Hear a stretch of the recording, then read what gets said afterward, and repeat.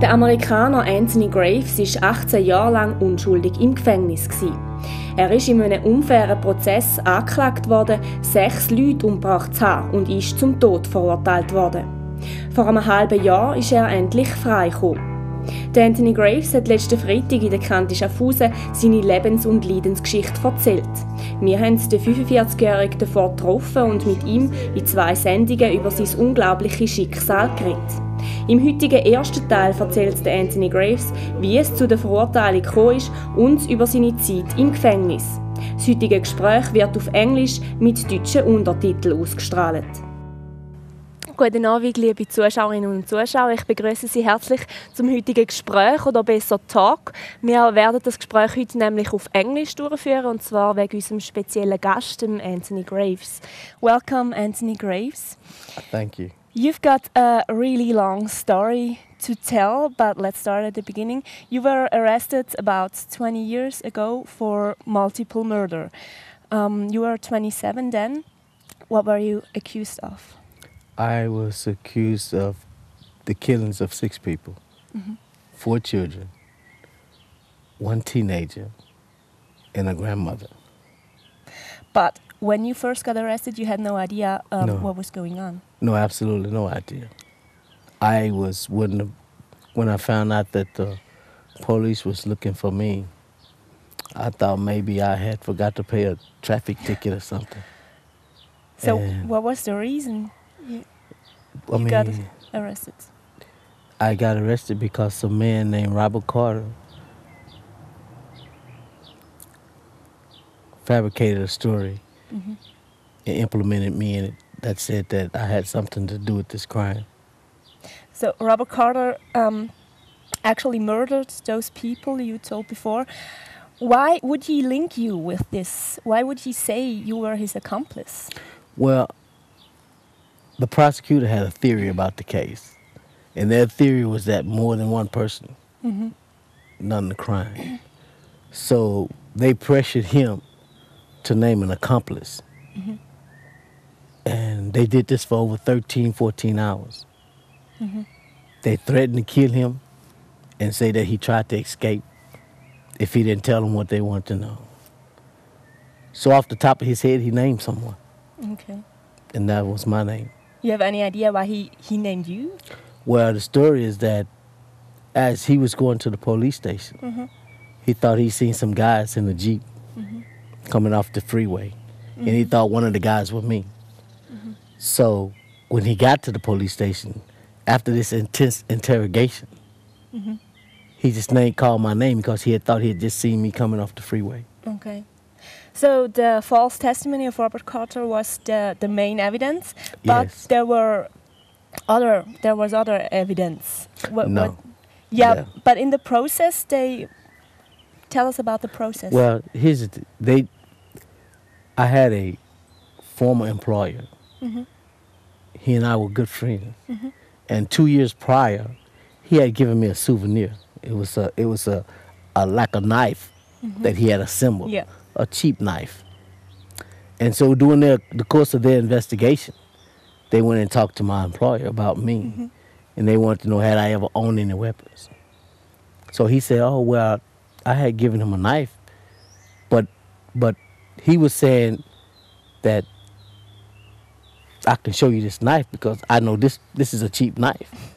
You know, he thought he was helping me, but because the prosecutor wasn't looking for the truth and was trying to find a way to convict me, took this knife and tried to turn it into the murder weapon. But they never ever found a murder weapon. Yeah, I mean anyone can possess a knife. Yes, but they went in front of the jury and said, this knife or a knife similar to this knife could have been the murder weapon. Okay. But the jury said that didn't even play into their decision. So the process was really unfair. Totally unfair.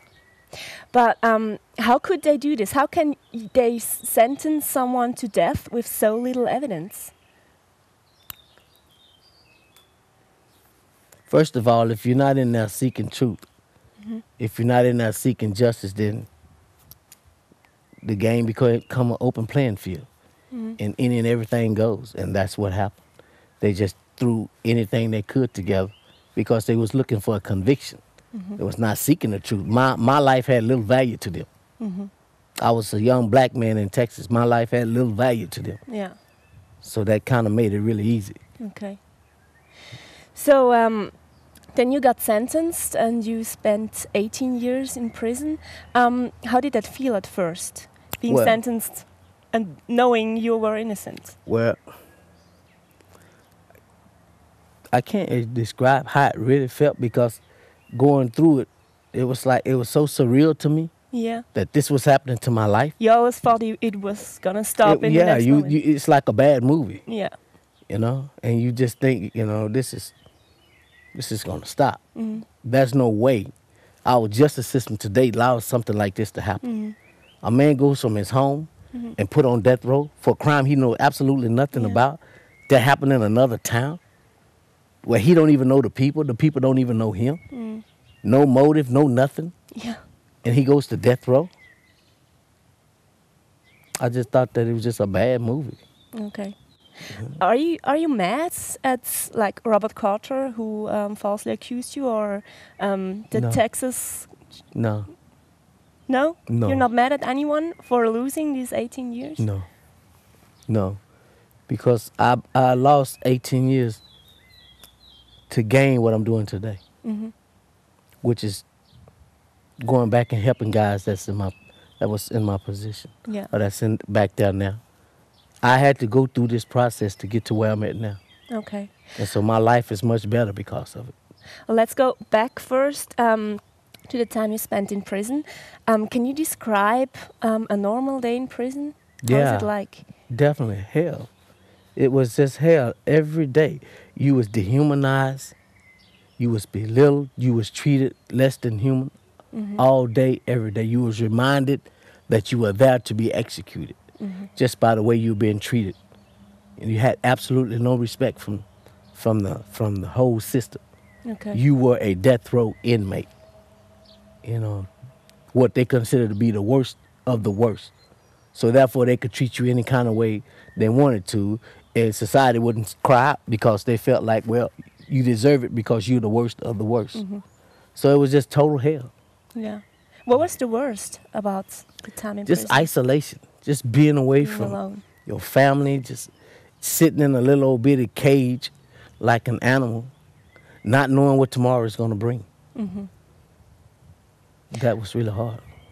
And twice they set an execution date. I imagine that was really hard too. Well, they came and got me one day to take me to the office to talk to me. And as we get to the office, the captain come in, and he tells me, he says that the state of Texas just called and said that on such and such a date they're going to execute you.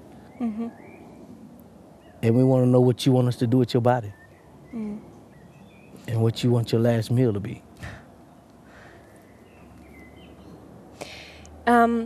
They always were postponed, your execution dates, luckily.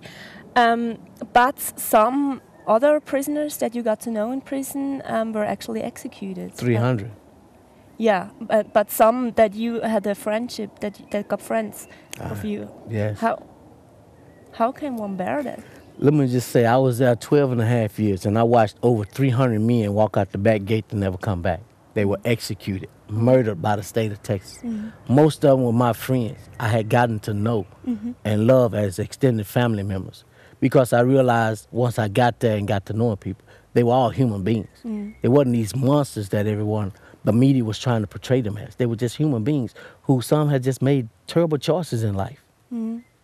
But I still seen them same men cry, laugh, love. And so it was just a continuing nightmare. Yeah. Can you describe a normal day in prison? How often were you allowed to get out? And yeah, a normal day in prison is that you wake up at the commands of an officer. And you get a meal in the mornings, which it's not even worth waking up to. then you have an option to go out to wreck Yeah. or stay in your cell. And you only wreck 1 hour a day by yourself. Yeah. This is not 1 group hour. wreck. This is just 1 hour a day. So you're still isolated. You totally isolated. And then you come back into your cell, and that's your whole day. Can you describe your cell? What did it look like? It was like a little 6 by 12 cell that had a sink and a toilet connected to each other, a steel bunk bed at the back of the wall, and just no bars, just solid steel door and solid steel walls, and that's it. And it was a single cell, but as you told us before, you could talk to other prisoners that you Yes. couldn't see but hear. Yes, it was a single cell. On the solid wall in the front, they had like 2 little slits cut out and had some wire in it. Yeah. And so you can speak out of, Okay. but you couldn't really see anyone. Yeah. But, you know, you can talk to each other like that. And it was just chaotic because everybody's trying to talk. So everybody's wanting to hear somebody else's voice other than their own. So everybody's out there trying to talk. And it's it was just madhouse. It's a Okay. madhouse. It's like you take about 100 kids and put them in a small room and give them a ball to play with, and they're happy and they're making all this noise. That was my life every day, all day long.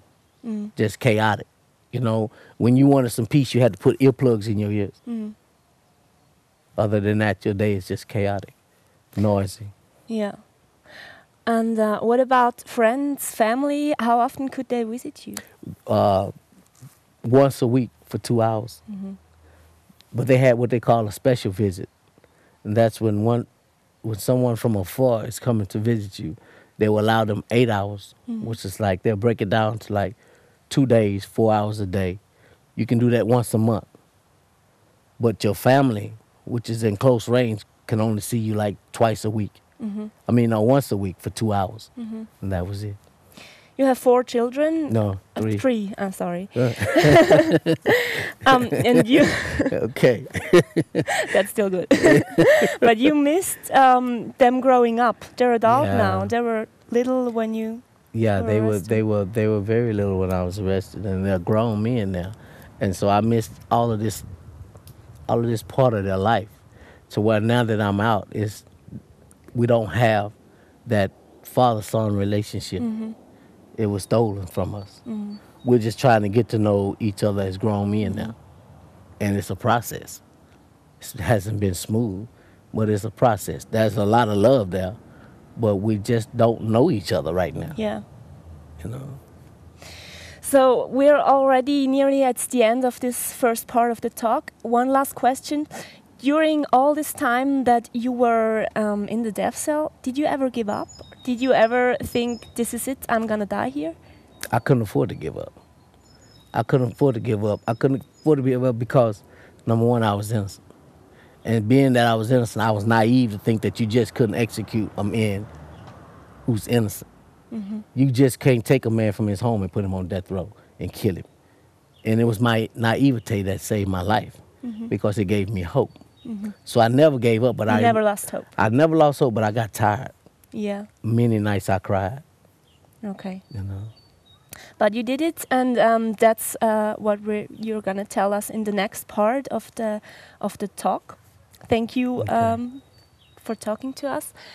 Und bei Ihnen verabschiede ich mich für heute. Das ist der erste Teil vom Gespräch mit dem Anthony Graves. Morgen geht es weiter mit dem zweiten Teil, wo er uns dann wird erzählen, wie er dann schlussendlich trotzdem nach 18 Jahren Gefängnis wieder freigekommen ist. Danke vielmals fürs Zuschauen und noch einen schönen Abend. Auf Wiedersehen miteinander.